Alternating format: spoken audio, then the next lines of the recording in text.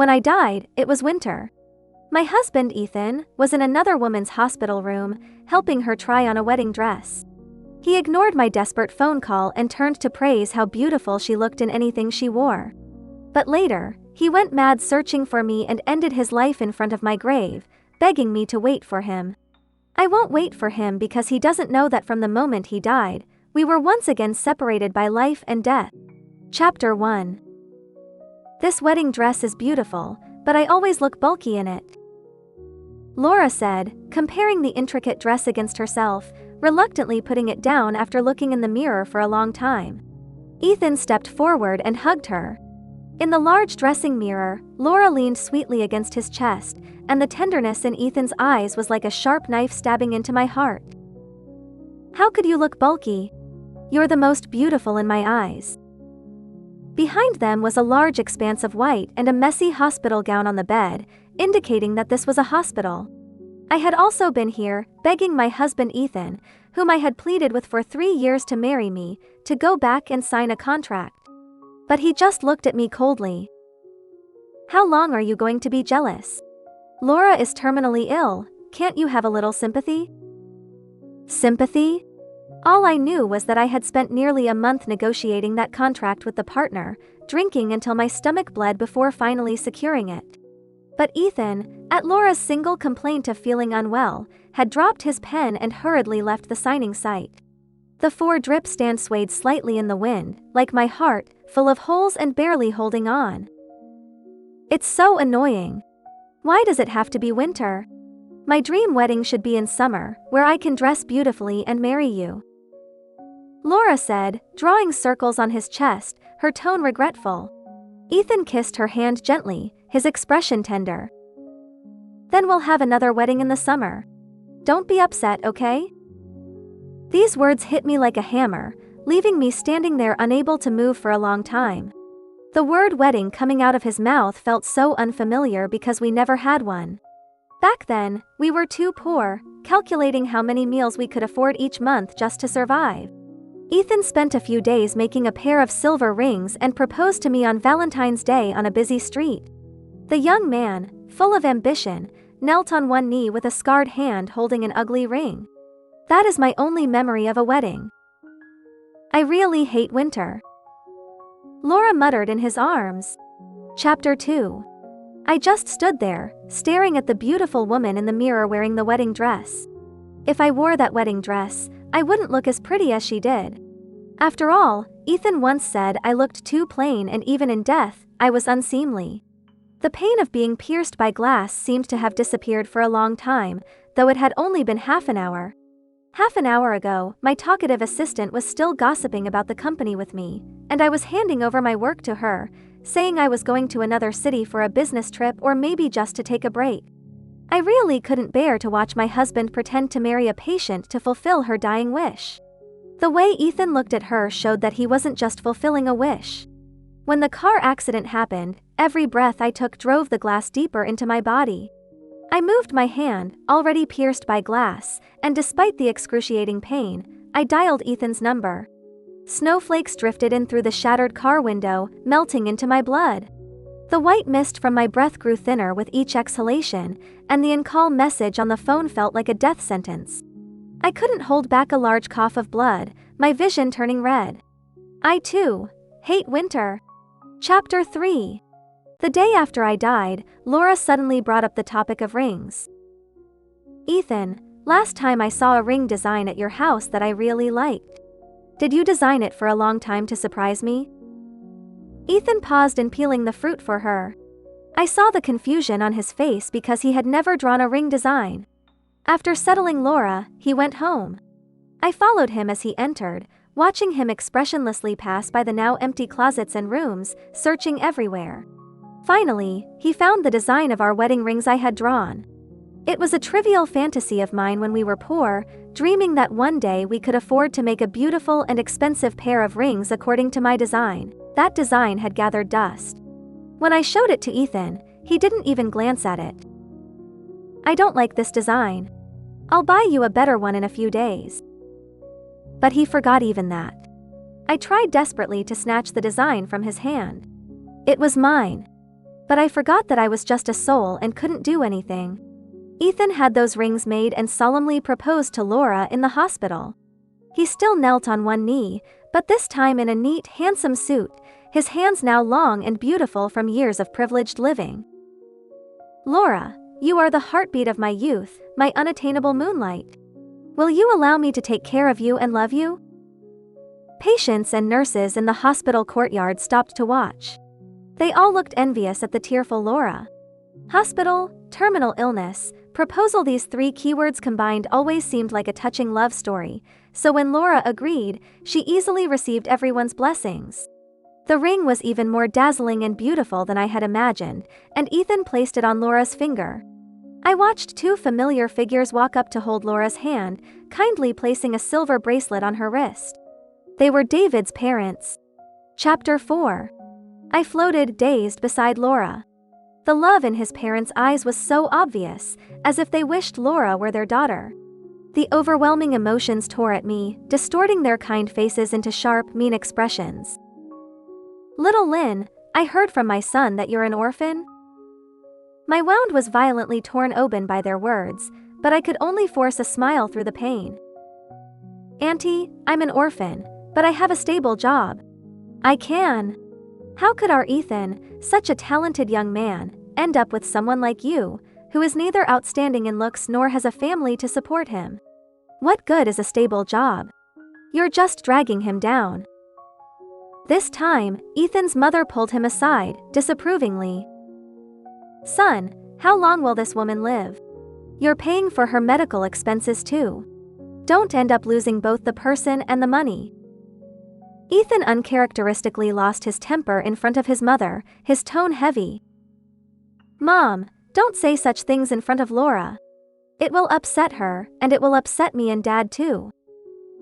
His mother quickly compromised. All right. My son's taste can't be wrong. Laura is much better looking than the last one." Ethan responded with a grunt, just as he hadn't defended me when his mother had humiliated me. So he could defend someone and knew how hurtful his parents' words were, but he just wouldn't defend me. He thought I wasn't worth it. Chapter 5. On the third day after my death, Ethan eagerly selected the wedding venue, an activity he had once considered tedious, with Laura in the hospital. A phone call from my assistant interrupted the warm scene. Ethan frowned out of habit as soon as he heard my assistant's voice. "What's Lynn up to now? I don't have time." I couldn't hear my assistant's words clearly, but Ethan's frown deepened. "If the contract isn't signed, have her go back and negotiate again, no matter what it takes." Ethan hung up and called my number under Laura's expectant gaze. After a long dial tone, the phone, which I was sure would be unanswered, was picked up. "Lynn, how long are you going to throw a tantrum? I told you, Laura and I are just..." "Shh, don't make noise. She's sleeping." The voice was low and magnetic, coming from the other end of the call. Chapter 6. It was just an ordinary sentence, but he said it with such tender affection. I, standing by the side, widened my eyes. No one knew that voice better than I did. It belonged to David, the business rival who always caused me trouble, forcing me to dine with him by leveraging our company's cooperation. Calling him a rival was a compliment to Ethan's company, since David's subsidiary was the only one comparable to Ethan's entire business. That spoiled young master must have gone crazy, abandoning his big company to busy himself with a small one, always managing to snatch clients from me. Hearing his voice, I subconsciously felt a pang of emotion. This guy would probably be the happiest to know I was gone. No one would fight him for clients anymore. "David." Ethan enunciated each word, clearly furious. "Why do you have Lynn's phone? What are you doing with her? Guess." David's voice cut off abruptly as he hung up. Ethan's face darkened further. He grabbed his car keys, but Laura held his hand. "Ethan, you haven't finished helping me choose the venue." Under Laura's pleading gaze, Ethan softened. "All right, I'll help you finish choosing the venue." He coaxed Laura to sleep before leaving with a dark expression. I followed Ethan to David's villa. When David opened the door, he looked groggy and disheveled in his pajamas, making it hard not to imagine something had happened between us based on his words over the phone. But he always had that careless demeanor, just like when we first met. Back then, he sat across from me, dramatically reciting my name. "Lynn, your name sounds nice." It sounded like praise, but his arrogant posture made it seem like mockery. "Where's Lynn? Where is she?" Ethan's face darkened further upon seeing David. The last time I saw him like this was 3 months ago, when he left me at the beach to celebrate Laura's birthday. I had desperately begged him to stay, and his face looked just as unpleasant. "Laura is sick and in a bad mood. Why can't you be more understanding?" "Because she was sick, everything and everyone had to make way for her, even our long-planned 3-year anniversary." "Why?" The cold, salty sea breeze that night kept blowing into my heart. I walked from one end of the coastline to the other before finally understanding. Because Laura had always been Ethan's white moonlight. Even though she had been gone for so long, even though I had been with Ethan until now. But he still left me without hesitation to find her. How could he bear to see her cry? But I cried, hugging my cold body as tears fell uncontrollably. Those memories of love were like a sharp knife, slicing my heart piece by piece. Chapter 7. I said she's sleeping. Ethan tried to push past, but David blocked him, not letting him go any further. "Trespassing, President Ethan? Aren't you afraid your fiancée's condition will worsen if she finds out? Get out of my way." Ethan tried to hit him, but David's bodyguards restrained him first, turning his face pale with pain. David patted his face, his expression indifferent. "I said she's sleeping. No one can disturb her." What I initially thought was a joke now seemed like an unspeakable hint. David's other hand trembled slightly, as if he couldn't suppress his emotions. Ethan's eyes widened in rage. He suddenly shouted toward the door. "Lynn, come out! Don't think you can force me to compromise like this. Laura is a patient. Why are you always so aggressive?" I couldn't help but laugh at his pitiful state. As I laughed, tears welled up in my eyes. See, even in this situation, he's still defending his white moonlight, who left him when he was poor. David seemed to grow tired of it. He gestured, and the bodyguards threw Ethan out forcefully. But this time, I wasn't bound by some restriction to follow him out. I was pulled back to David's side and followed him into the villa. The living room lights were off. I sat beside him, watching him stare blankly at my phone with a chibi Maruko-chan sticker on it. Moonlight through the window illuminated his handsome face, making him look like a lifeless, exquisite doll. I don't know how long it was before the doll moved, his voice hoarse. "Bring that person in." Chapter 8. The villa door opened, and the bodyguards who had thrown Ethan out dragged someone in. The person was forced to kneel, their face covered in tears and snot. "Please let me go. I'll turn myself in. I'll exchange my life for hers." David sneered, half his face hidden in the darkness. The invisible pressure made me hold my breath. "Your life is too cheap to be compared to hers." I floated in front of the person for a long time, searching my fragmented memories for a vague image. This man seemed to be the driver who suddenly swerved into my path. But how did David know about him, and how did he learn so quickly that I was gone?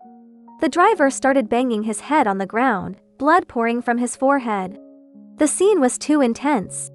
Even I couldn't bear to watch. But David simply stepped on the flowing blood and kicked the man over.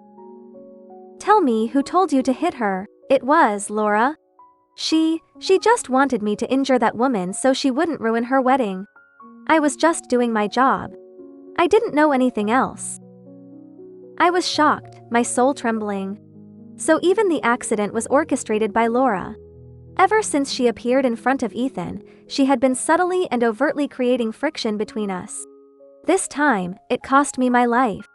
The driver was taken away, and David sat back on the sofa. In the silence, he laughed lowly, his voice choked. "I always said you were a fool, but you never admitted it. If I hadn't secretly changed your emergency contact to mine." He suddenly fell silent, quietly putting away the phone. Chapter 9.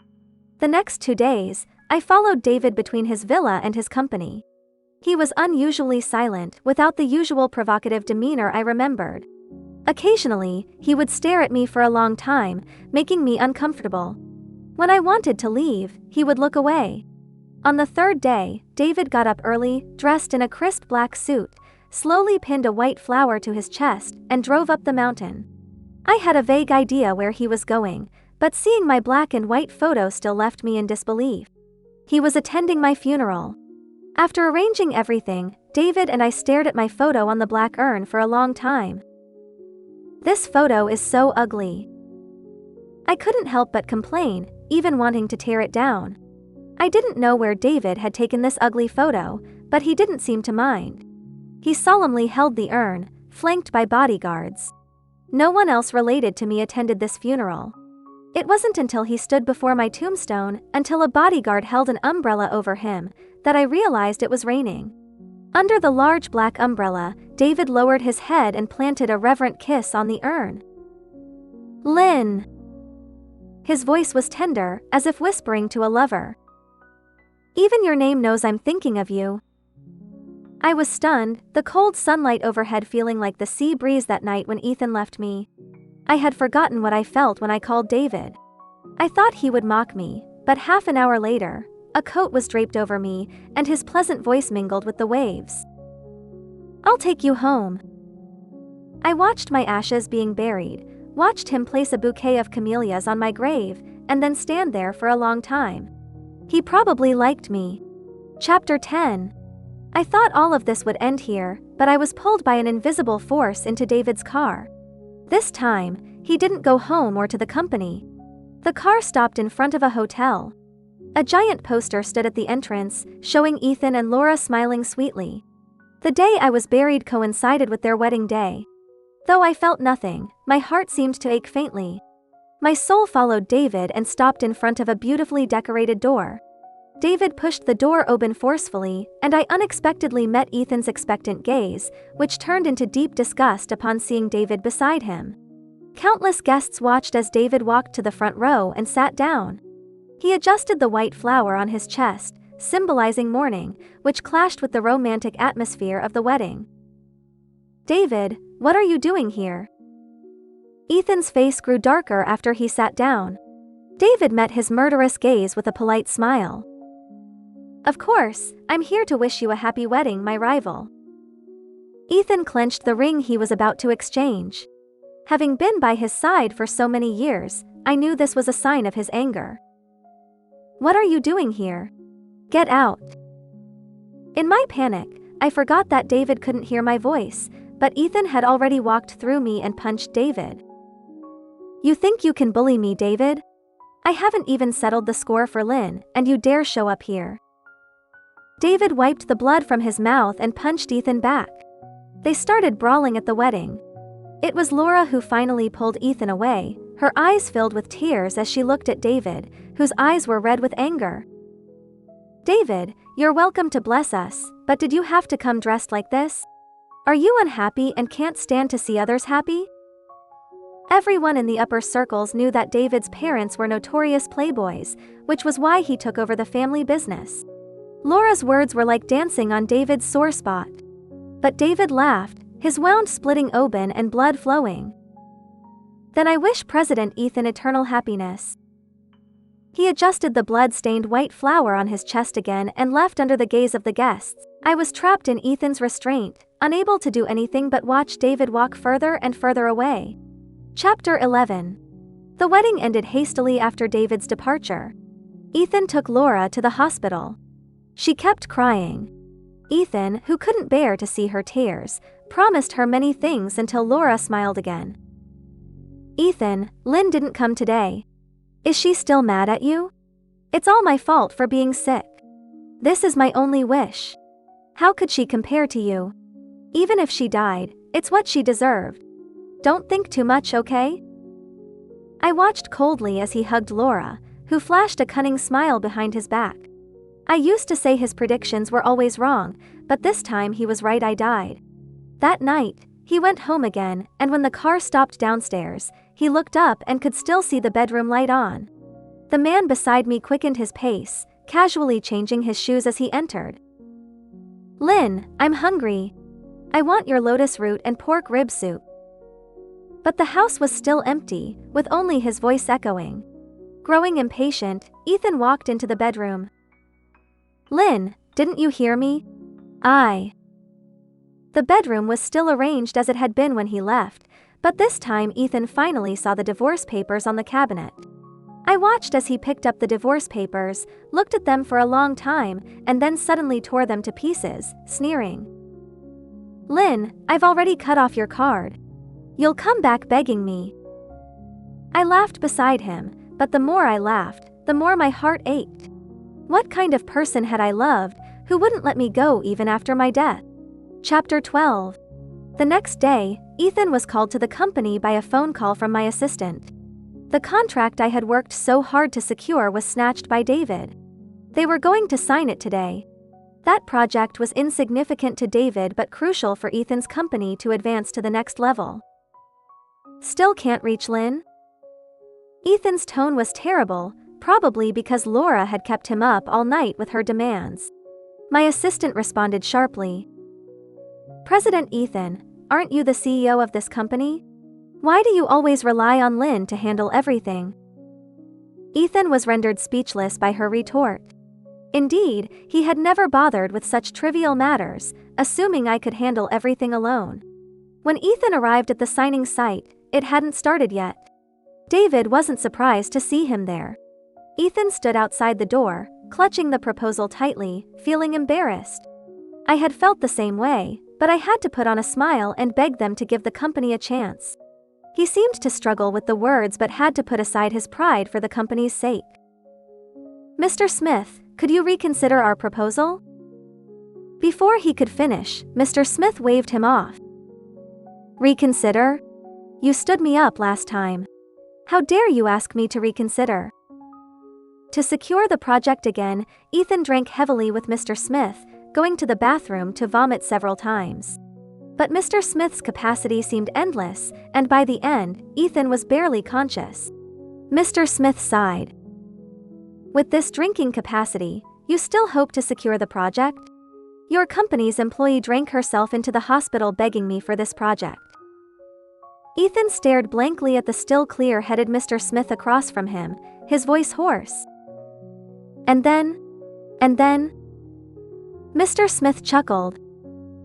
"Then, out of pity for her being a girl and ending up in the hospital, I gave her the project. But you didn't want it." I watched coldly as Ethan slumped over the table, his eyes growing redder.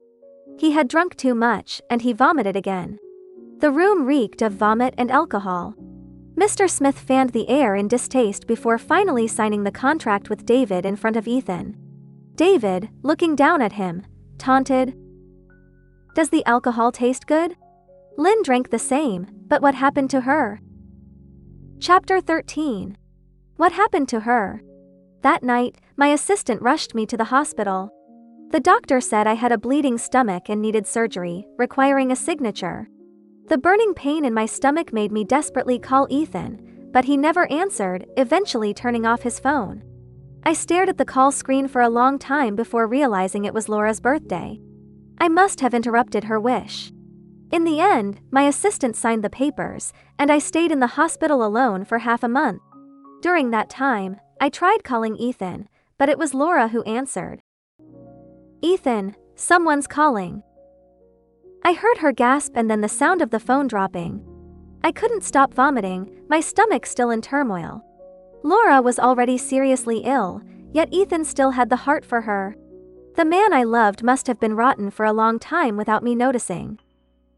"Shut up." Ethan staggered to his feet trying to punch David, but his legs gave way, and he fell into his vomit. Ethan was eventually taken to the hospital by the cleaning staff. I floated beside him, watching as Laura, carrying Anne for drip, came over from another ward. "Ethan, are you okay? It's all my fault." Ethan was awakened by her sharp cries, his face even paler. But he still hugged Laura, wiping away her tears. "It's okay. I'm still here. It's okay." He murmured like he hadn't yet recovered from the previous night's drinking session, unsure if he was comforting Laura or himself. Out of his sight, Laura fanned the air in disgust. Ethan reeked of vomit. Chapter 14. Losing that project was just the beginning. Ethan hadn't recovered from his stomach ailment when another project was halted, even with penalty payments. Dragging his still ailing body back to the company, Ethan frantically called me, but all the calls went unanswered.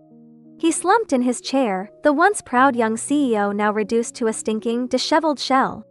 My soul was drawn to David's villa. "Lynn, come out. Let's talk. The company is in trouble. It's your hard work too. Can you really watch it collapse? Lynn." Ethan's veins bulged with anger, and I felt a surge of satisfaction. So he did know that the company was built by both of us. He must have forgotten what it looked like in its early days. The only response was the bodyguard at the door chasing him away.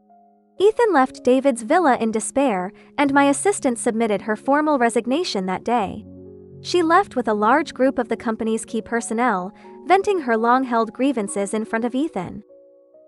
My qualifications shouldn't have kept me in this company. If it weren't for Lynn, who would want to work here for such low pay and put up with your attitude?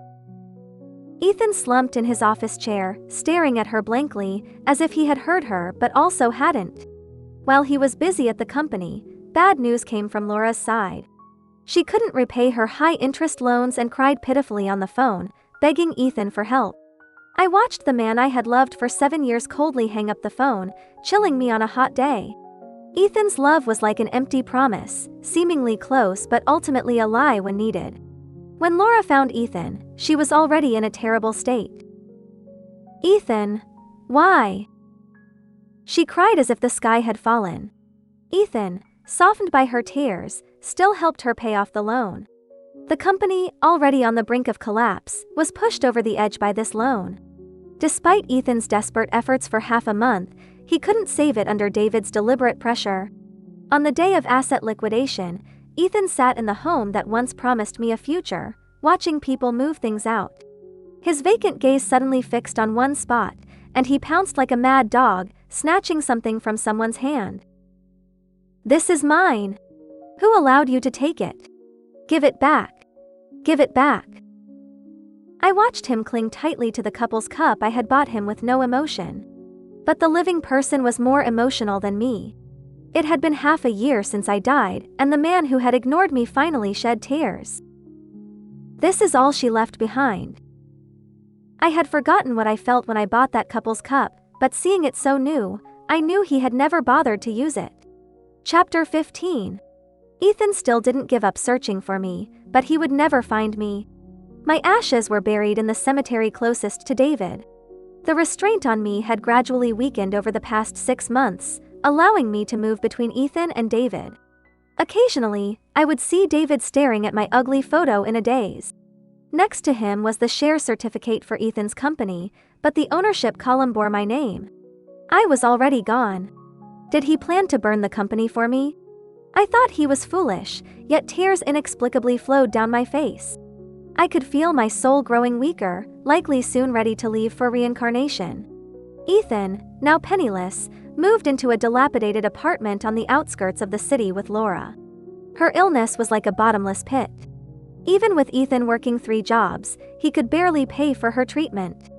Laura couldn't cook and had no life skills, so Ethan, exhausted from work, had to clean up the sour-smelling takeout boxes. "Can't you clean up after yourself? I'm really tired after work." After just half a month, Ethan couldn't help but complain, struggling to adjust from the carefree, wealthy CEO he once was. "You have to clean it up yourself. I planned to throw it away tomorrow."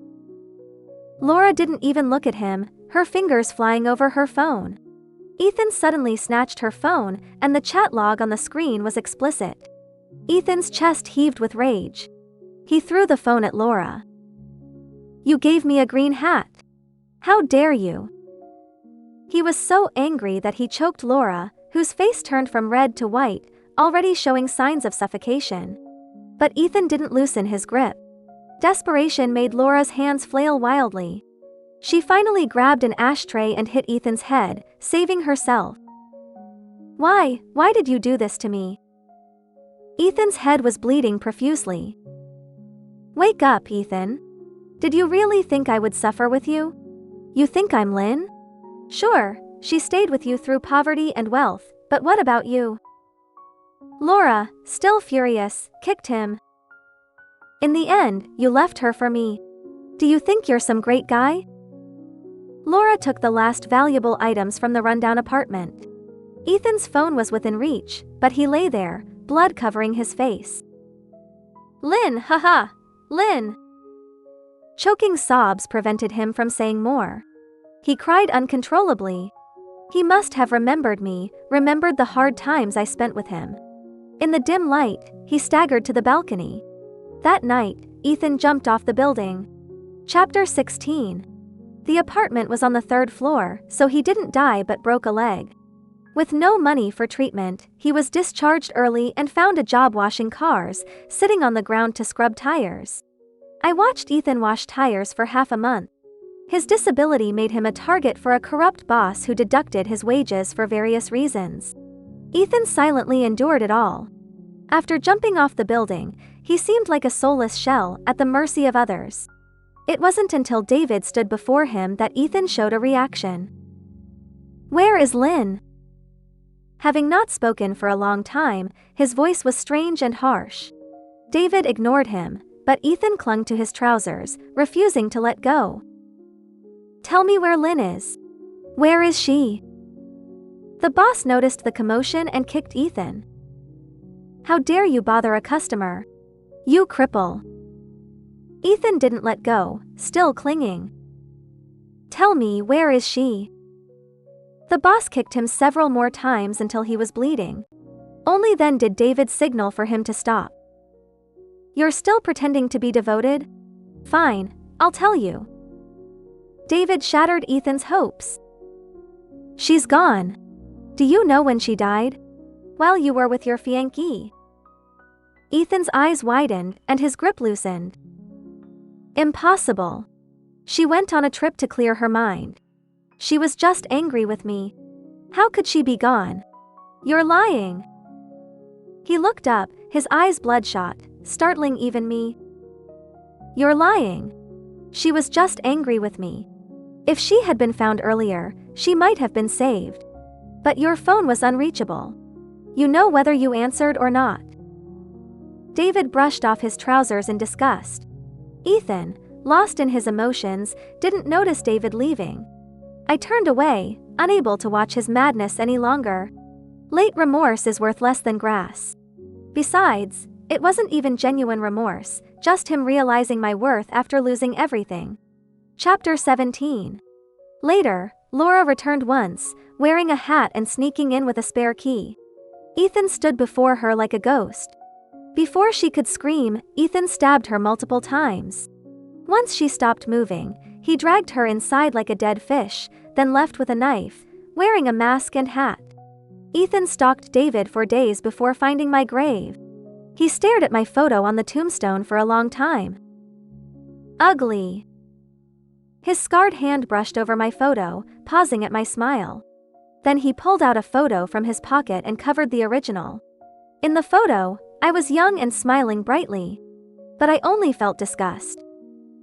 For helping you change the ugly photo, don't hate me too much, and don't leave me. He placed some wildflowers by my grave, and the sky, always gloomy, began to rain, just like the day I was buried. This time, Ethan took out a knife and harmed himself several times.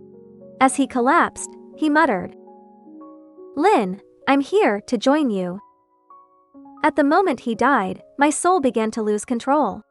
I thought, after witnessing Ethan's miserable life, I could finally move on to reincarnation. But I still felt unwilling. Unwilling to have wasted my life on a scumbag, and unwilling to leave without responding to David. My soul grew lighter, but my senses became strangely clear. The patient moved. She's conscious. Her eyelids just twitched. Prepare for emergency treatment.